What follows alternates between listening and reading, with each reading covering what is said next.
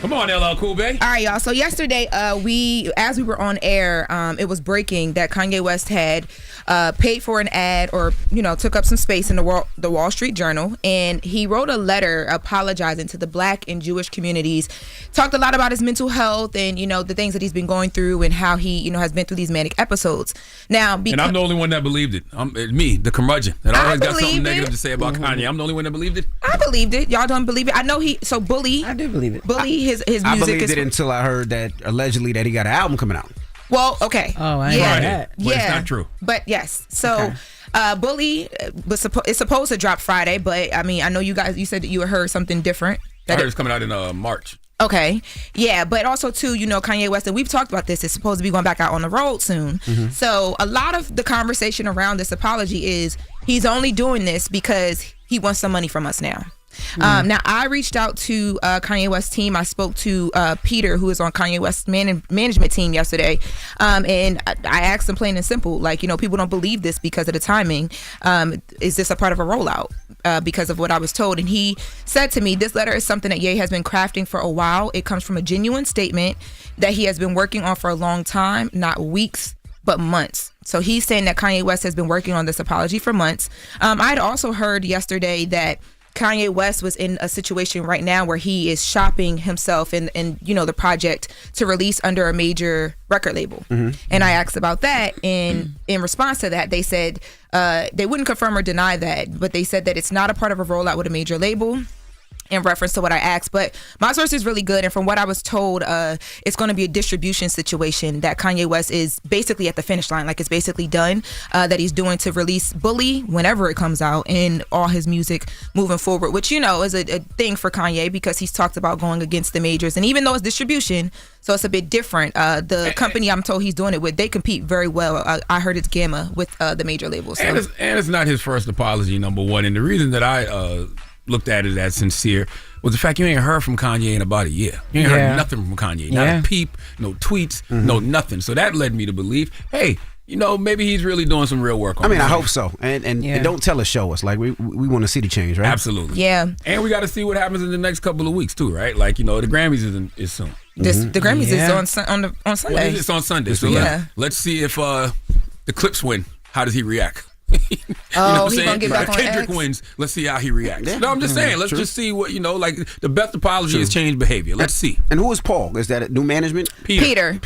Yeah. So Peter is Rob Paul. Paid Peter. Rob Paul. Yeah. So Peter, I've worked with him before on other people. He did a lot with Juice WRLD. He Lil Durk. Like he's been doing this for some time. So I don't know how new he is to Ye's team, but I know that he is now in place on Ye's team as they figure this thing out. I think that's what Kanye is going to realize. Like, the words don't matter. The best apology is change behavior. That's right. Show us.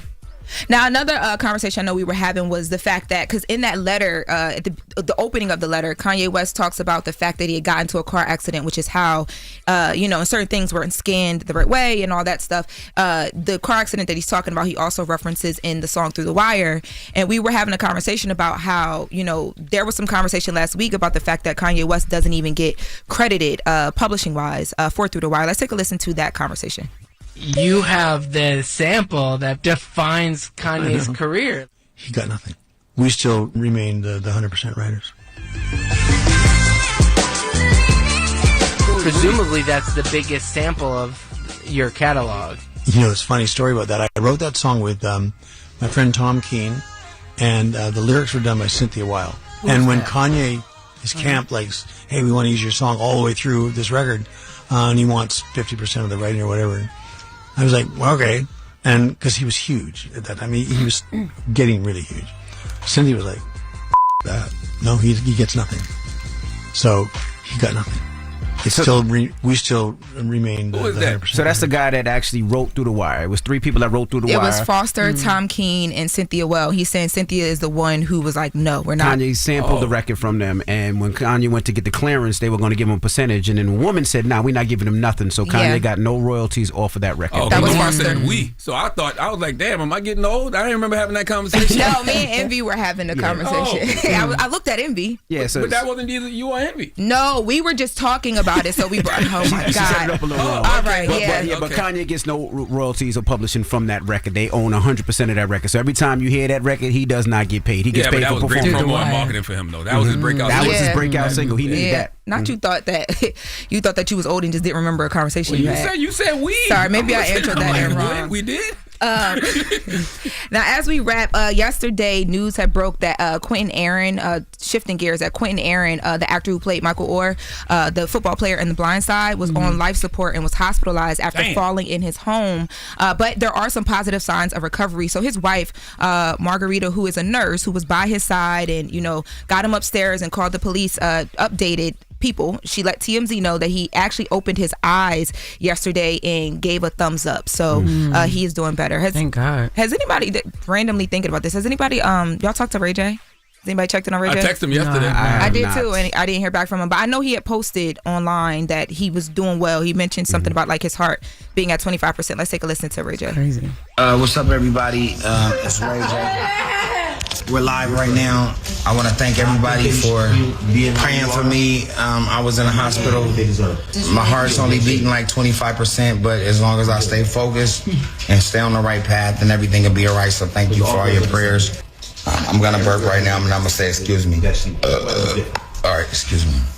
My health is not okay. I thank everybody for supporting and praying for me through the health and through everything. I've been in the hospital, but thank you to my mom, Brandy, and my dad, and everybody for helping me. It's true. Even Sheila, who's been just sitting in the hospital, just watching me be sick. There's a few people that's helped me kind of survive this. Ray J, bring your ass to New York and come see Dr. Puma. But you sped past the other story. Is the brother okay? Yes, I told you. He gave a thumbs up. I said that, yes, he... Because at first it was being reported that he was on life support and that he wasn't breathing and functioning on his own, but his wife got in contact with TMZ and said that even though the machines were there, he was doing well on his own, and they had some positive feedback. And then she gave a full update saying he woke up and he opened his eyes and he gave a thumbs up. The Blind this Side is is a great Margarita. movie, man. Yeah, it is. Yeah, his wife is named Margarita. That's the movie about the white family who brings in the young black man. Yes. And he goes on to play for the Baltimore Ravens. Yep, with Sandra Bullock. Michael Orr. A beautiful, beautiful movie, man. it It shows is. the compassion of people and how people have empathy for others. I just thought it was beautiful that they, opened the door and let that, football player come in and smash his wife, and then he became a pro. Oh my God! What the hell? That was not the right movie. That's not like the Tubi version of the movie that you're talking about. He did not smash that lady. Then I think he got mad at one time and said he thought the family was only there for the money. Didn't that happen? That happened in real life. That happened. Listen, Quentin's, he's doing okay. Good. Okay, that's But good. that's the latest with Lord. And I just want to tell everybody out there, just if something is going on with a family member, whether they're sick, take them in. All right, take them to the emergency room. You know the fight I had. Somebody just told me yesterday, similar to that story. My grandma would not go to the hospital. Healthy individual, runner, athlete, and then all of a sudden he got sick. Didn't know what it was. The doctors told him it was mono. And it was way, way, way, way, way worse. So just please take your loved one to the emergency room. Get the test that they need. Keep pushing, because sometimes doctors get it wrong. They don't always get it right. That's what made me think of Ray J, because his came out of nowhere too. He just was in the hospital one day. But my grandma finally went. She's fine. Ray J but was doing the lean. it took me 2 days in the ambulance to convince my grandma. Damn, What? man, how you gonna put that on that was man? it didn't come out of nowhere, but we seen Ray J use drugs. He's talked about using drugs before. God, let him tell his story. He told him. You got on them snitch boots and you ready to tell it all. Oh my God. We gotta wrap up. And then in the next hour, we're gonna be talking about Nicki Minaj. Envy, you asked me a question the last time we talked about this whole house thing and her saving that $20 million mansion, about how much she paid. I talked to an attorney in the situation, so we're gonna be bringing you guys some more exclusive updates in the next latest. All right, when we come back, we got the front page news, so don't go anywhere. Mimi's here. It's the Breakfast Club. Good morning. Hold up. Every day I wake up, wake your ass up. The Breakfast Club. Y'all finished or y'all done?